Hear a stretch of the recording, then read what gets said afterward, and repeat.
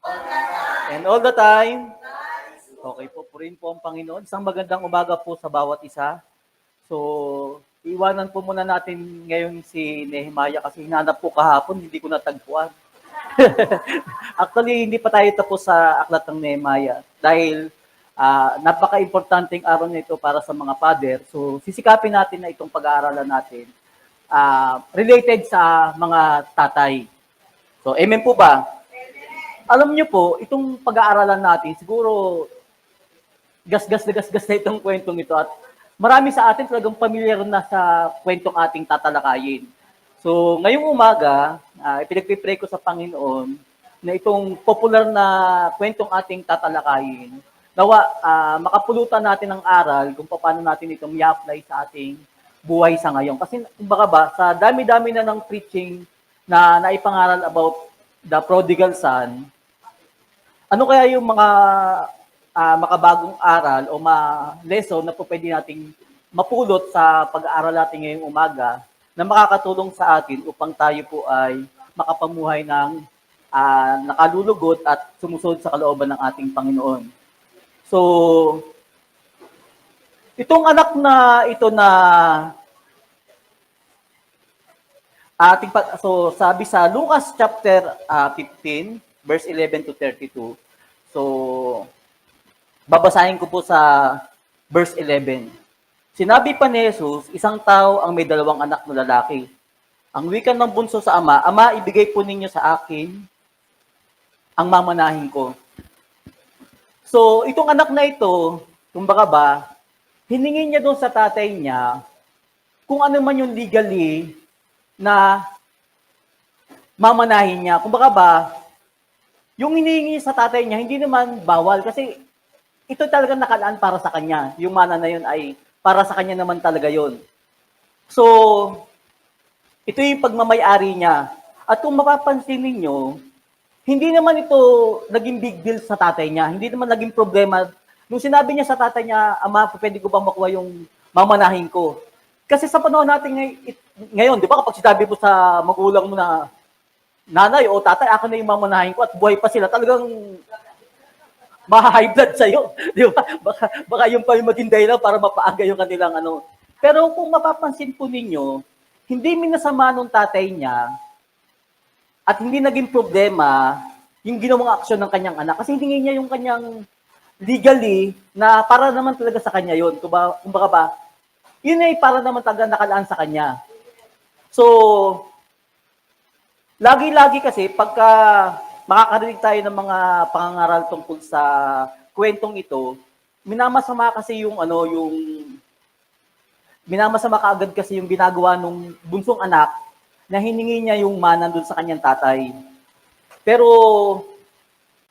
kung titingnan natin yung text at context nung nakababatang anak itong prodigal son, makikita natin na ang hiningi niya naman talaga ay para naman din talaga sa kanya. Kung baka wala namang masama na hiningi niya yung para namang nakalaan sa kanya. Yun ang ibig ko sabihin. No? So, kung baka ba, sabi nga nung napag-aralan ko gabi, minasama lang kasi ng mga theologian at saka ng mga ngaral na parang dinimonize o kung baka ba sabi nga, minasama nila yung kwentong ito. Pero kung ating titingnan, itong kwentong ito ang ating Panginoong mismong Jesus ang nagkwento nito. At hindi minasama ng Panginoon yung ginawang aksyon nung nakababatang kapatid. Kasi hindi niya kinondem yung Kasi pa pwede niya sabihin na masama yung ginawa nung nakababatang anak na hingi niya yung mana. So dito sa Lucas chapter 13, verse 14, sa ating pagpapatuloy, babasahin ko po Sabi rito, pagkalipas ng ilang araw, ipinagbili ng bunso ang kanyang mga ari-arian at nagtungo sa malayong lupain. So huwag kayong mag-alala, bibilisan natin dito kasi sabi ko nga sa inyo kung paanong kami bilang mga nagtuturo. Talagang sabi ko sa inyo, segue lang mo. Talagang napakahirap para sa yung magsalita ka sa gitna. Ang hirap kasi hindi mo alam kung paano mo maipapaunawa yung gusto mong ituro na mas madaling maintindihan at maunawaan ng mga makikinig. Kaya kung paano nagbe-bed kayo, nagbe-bed din ako. Tulungan tayo. Okay? So sa pagpapatuloy natin ng ating kwento, makikita natin na yung younger son o yung nakababatang anak na lalaki na matapos niyang makuha yung lahat ng nga rito sa ating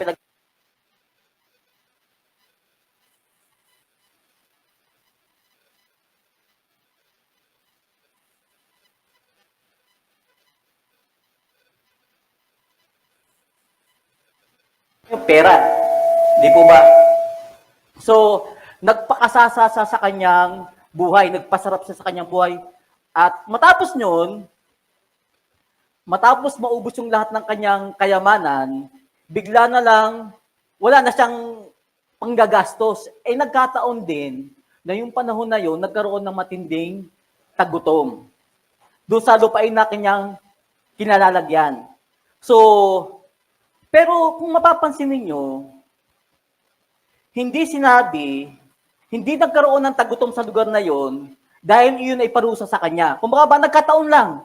Hindi naman kasi sinabi na kaya nagtagutom kasi parusa yun doon sa bunsong anak na kumuha ng kayamanan ng kanyang ama at nilustay sa masasamang gawain. Hindi sinabi yun. Walang binanggit doon na dahil nagtagutom, dahil yun kasalanan ng kalibugang anak. Hindi.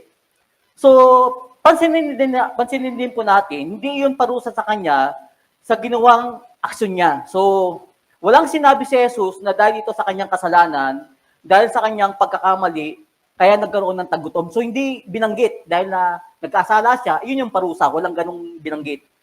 Basta na lang nangyari. Kung baka ba, nagkataon lang na nung malustay niya yung pera niya, yung kayamanan niya, bigla namang nagkaroon din ng tagutom.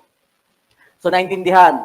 So, dahil ubos na yung kanyang pera, doble yung hirap na kanyang pinagdaraanan. Kasi nga, kahit may pera ka that time, wala ka naman din mabibiling makakain. Kaya nga, napilitan siyang mamasukan doon sa isa sa mga taga roon na magpapakain ng alagang baboy. So, anong aral na pwede nating makuha sa kwentong ito at kung paano natin ito makakapulutan ng aral? Kaya nga, ang title ko ngayon, paano ba maging masaya kasama ang ating ama o ang ating father? Kasi ito yung pwede nating itanong, paano ba tayo magiging masaya na sa ating buhay bilang mga Kristiyano na tayo kasi, ang kwentong ito kasi yung alibugang anak na katuong ito sa ating Panginoon. Yung father, ito yung tumutukoy sa ating amang Diyos sa langit. At yung dalawang anak, ito yung tumutukoy sa dalawang uri ng Kristiyano na sumusunod sa Panginoon. So, pag-aralan natin mamaya yan.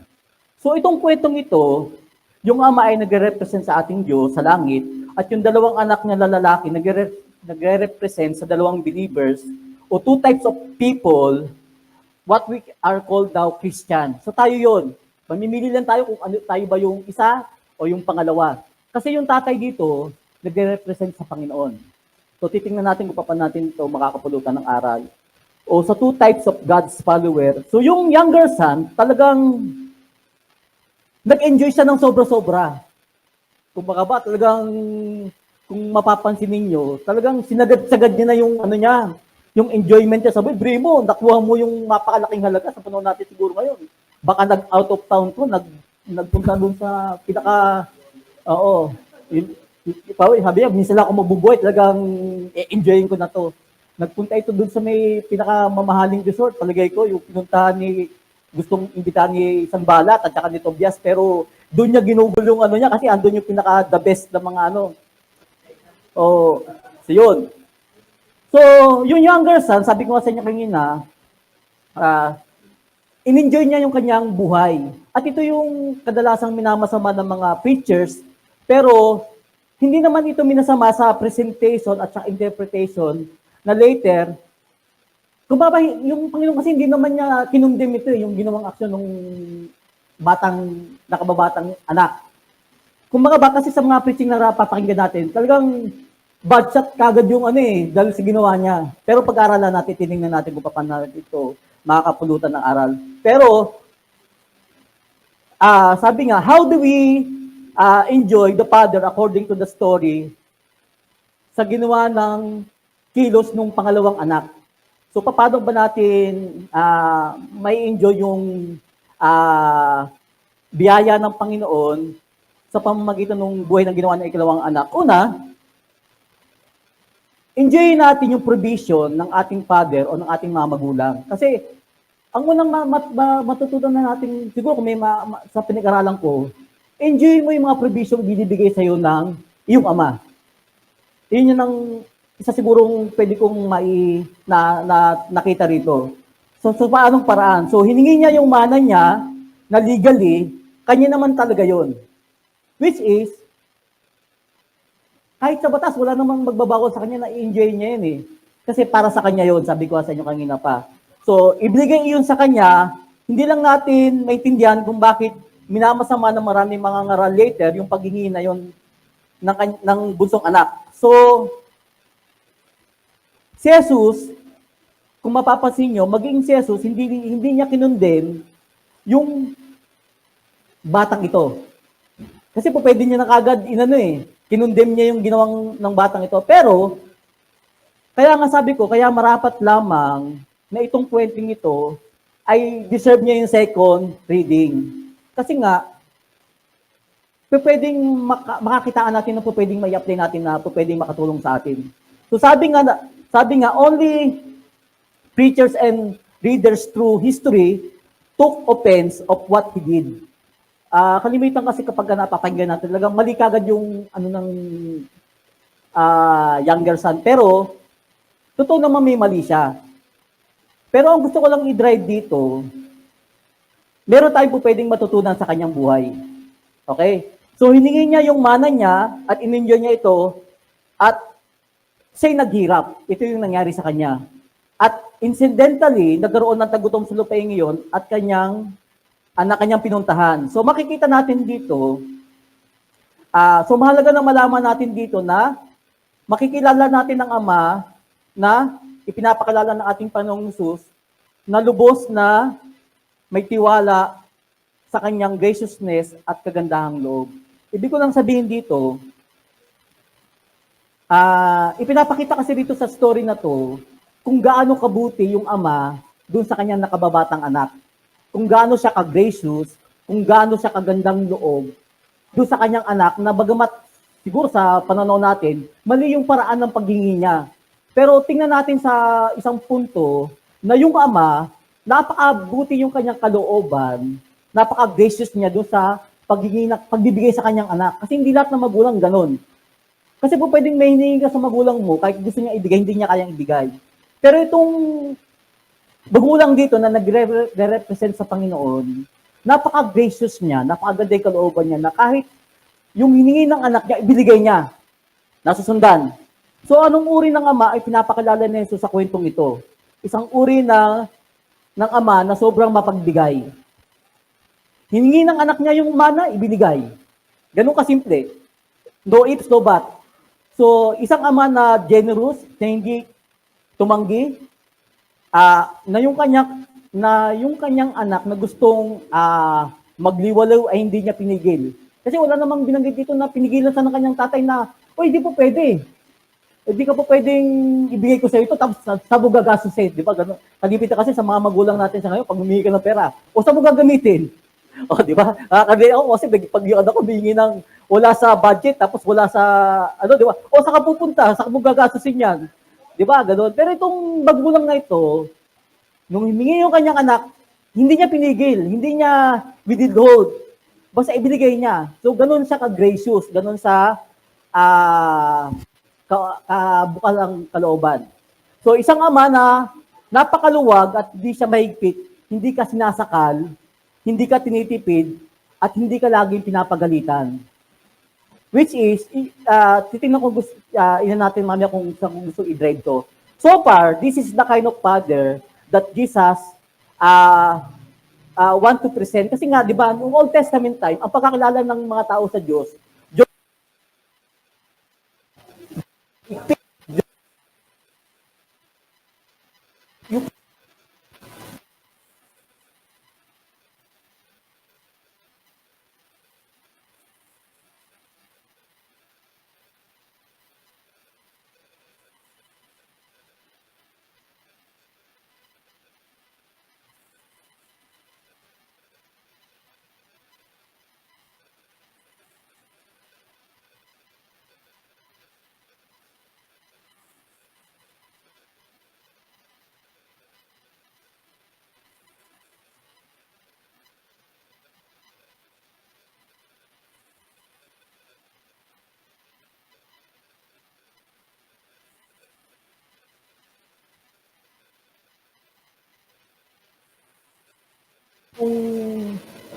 pamamaraan.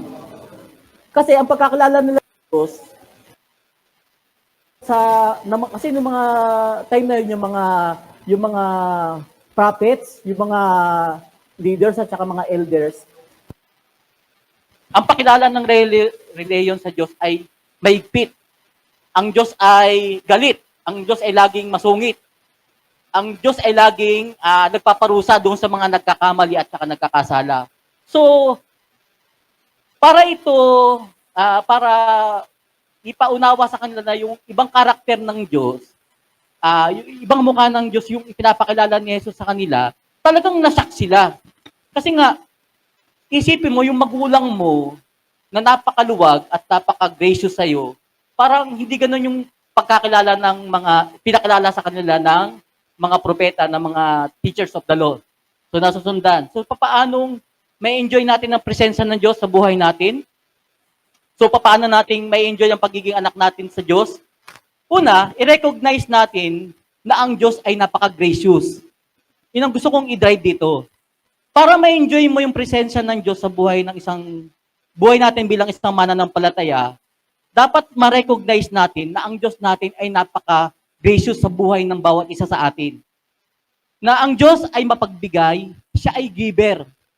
Hindi siya nagtitake against sa mga bagay na i-enjoy natin kapag ini-enjoy natin yung kanyang blessing sa atin. Kasi ang nakakalungkot, sabi ko nga sa inyo kanina, maraming mga tao kapag enjoyment pinag-uusapan, parang negative, especially sa mga Christian. Kasi sa atin, di ba, mas naano natin na kung Kristiyano ka, dapat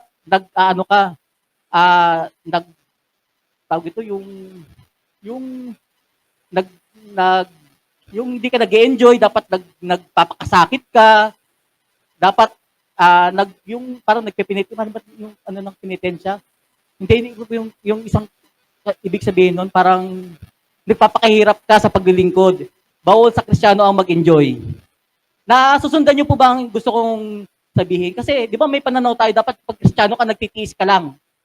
Dapat bawal mag-enjoy sa gawain. Parang ganon. So, ang gusto kong i-drive dito, para natin may enjoy yung pagiging anak natin sa Diyos, dapat nating ma-recognize na ang Diyos natin ay mapagbigay. So, ito yung enjoyment na minamasama ng reliyon. Na para bang masamang mag-enjoy. Masamang lumasap ng saya sa buhay.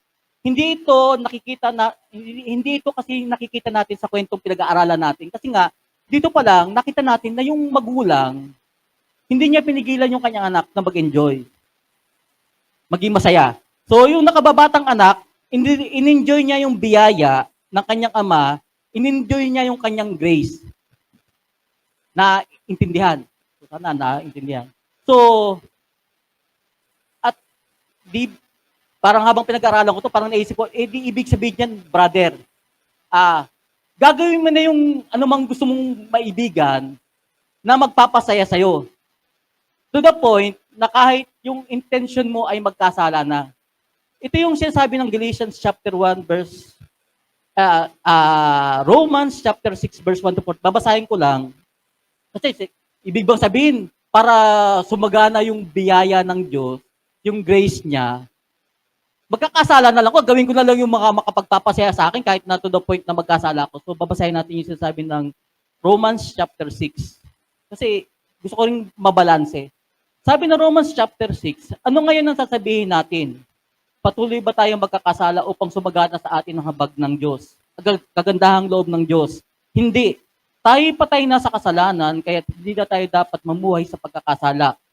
Hindi ba ninyo nalalaman na tayong lahat ay nabautismuhan kay Kristo Jesus? Ay nabautismuhan sa kanyang kamatayan. Sa makatuwid, tayo namatay na at nalibing kasama niya sa pamamagitan ng bautismo, kung papaanong binuhay na muli si Kristo sa pamamagitan ng dakilang kapangyarihan ng Ama. Tayo na may nabuhay sa isang bagong pamumuhay. Sapagkat kung nakiisa tayo kay Kristo, sa isang kamatayang tulad ng kanyang kamatayan, tiyak na makakaisat niya tayo sa isang muling pagkabuhay tulad ng kanyang pagkabuhay. Alam natin na ang dati nating pagkatao ay ipinakong kasama niya upang mamatay sa makasalanang katawan at nang hindi na tayo maalipin pa ng kasalanan. Sapagkat ang namatay na ay pinalaya mula sa kapangyarihan ng kasalanan, ngunit tayo naniniwalang mabubuhay tayong kasama ni Kristo kung pamamatay tayong kasama niya. Alam nating si Kristo ang muling binuhay at hindi na muling mamamatay. Wala nang kapangyarihan sa kanyang kamatayan nang siya'y mamatay.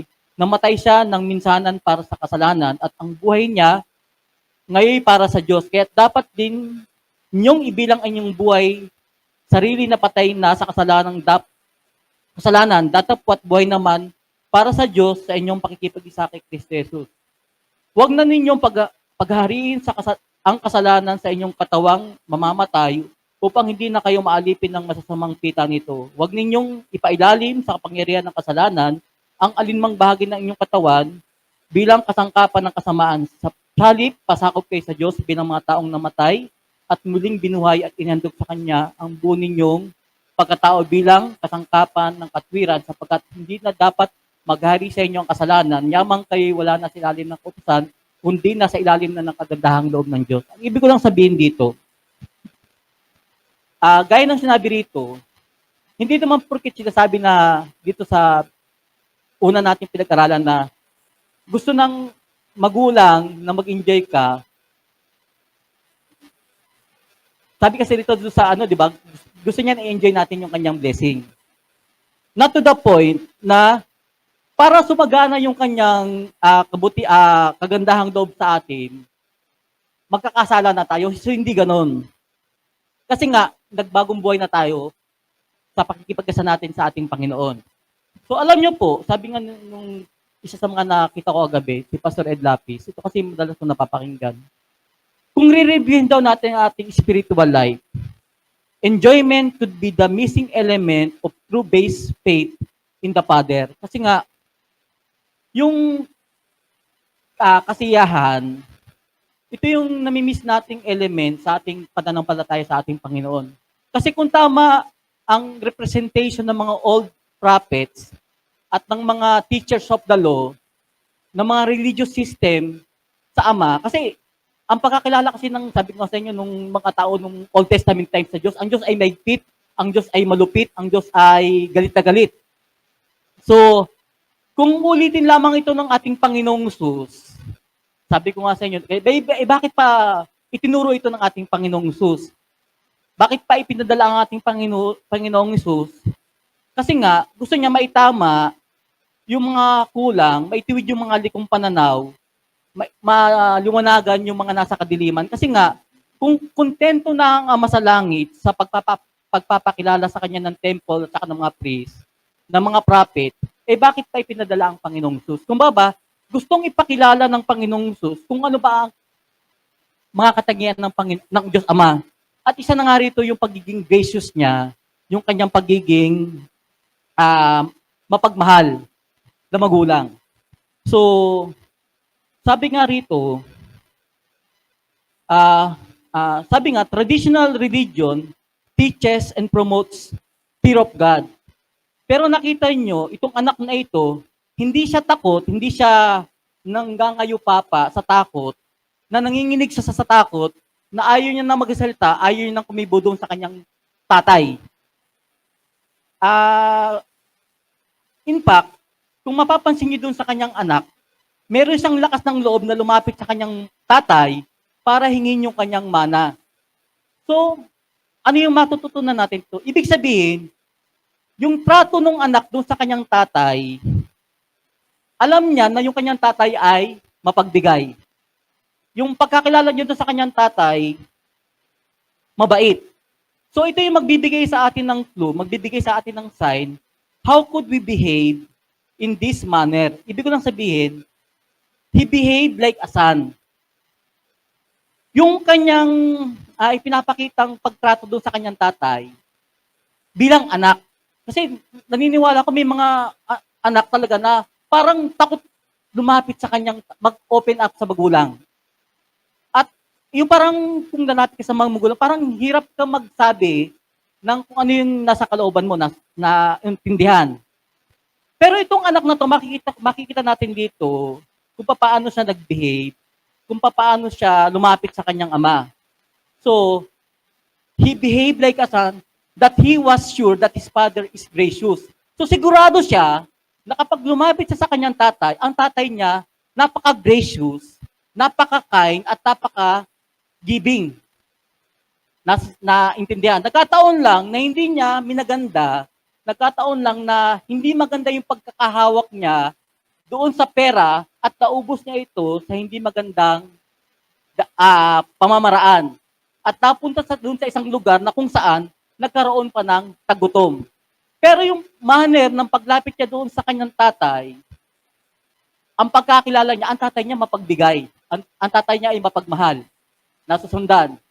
So, sabi ng Luke chapter 15, verse 15 to 16, so babasahin ko po Sa mabuting Biblia ako nagbabasa. Lucas chapter 15, verse 15 to 16. Sabi rito, kaya't namasukan siya sa isang mamamayan sa lupaing yon, siya'y pinapunta nito sa bukid upang mag-alaga ng baboy. Ibig sana niyang punan ng kanyang pagkain kahit ang mga bungang kahoy na pinapakain sa mga baboy, ngunit walang magbigay sa kanya.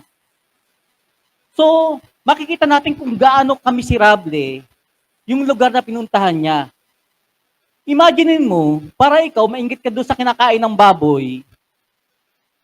Di ba parang napakababa na ng, ng pagka, mo sa sarili, di po ba? Ang ibig ko lang sabihin, kasi nung unang panahon, ang kinakain kasi ng mga baboy, mga roots crop, yung mga, ang mga kamote, yung mga nahuhukay na mga pagkain na pwede sa tao rin. Pero, mga gulay-gulay. Sa panahon kasi natin, mga kaning baboy, talagang hindi mo na po pwedeng kainin yun. Di ba? Mga palis-palis na kanina. Ang ibig ko lang sabihin ngayon, pwedeng kainin niya na economically, pag naghahangad ka na ng pagkain baboy, parang napakababa na ng kalalagayan mo sa buhay. So, ito yung kalagayan nung bunsong anak. Sabi ng Lucas chapter 15, 17 to 19, so, sa pagpapatuloy po natin, na makapag-isip niya ang kanyang ginawa, nasabi niya sa sarili, ang alila ng aking ama ay may sapat na pagkain at lumalabis pa. Samantalang ako'y namamatay sa gutom dito. So, verse 18, babalik ko sa kanya, sasabihin ko, Ama, nagkasala po ko sa Diyos at sa inyo. Hindi na po karapat-dapat na tawagan ninyong anak, ibilang na lamang ninyo kung isa sa mga alila. Yun. So, natauhan siya. Nung kumakain na siya ng mga pagkain ng baboy, naagaw-agaw pa siguro niya yung mga, ganun katindi tagutom. Sabi nga doon sa kwento ni Kuya Angel, kahit yung ipot ng ibon, napakamahal, Kuya Angel, no? Kaya siguro talagang yung pagkain ng baboy, gano'n na lang ang kasarap yung pagtingin niya, kaya gusto niyang agawin. Pero nung ma-realize niya, nung natauhan siya, sabi niya, bakit ako nagtataga dito sa pagkaing baboy na to? Sabi niya, nagtataga ako sa gutom dito, samantalang sa bahay ng aking ama, pati mga katulong, masarap ang kinakain. So, ano kayang maganda kung gagawin? Uwi na lang kaya ako, hingi ako ng tawad. Sasabihin kong nagkasala ako sa Diyos at nagkasala rin ako sa inyo, Ama. At hindi na ako karapat-dapat pa na iturin yung anak. So maganda yung yung pag-iisip niya. Kasi ibang mga anak, bumalik ka sa bahay, mas matapang pa sa magulang. Siya na nga yung nakatraso sa magulang, pagdating pa sa bahay, siya pa yung galit, siya pa yung matapang. Pero itong alibugang, diba, nakakabatang anak na ito, malinaw ang pag-iisip niya kasi alam niya na siya yung mayroong mali. Ang nakakalungkot, mga anak ko yun, mali, sila na yung mali, sila pa yung galit.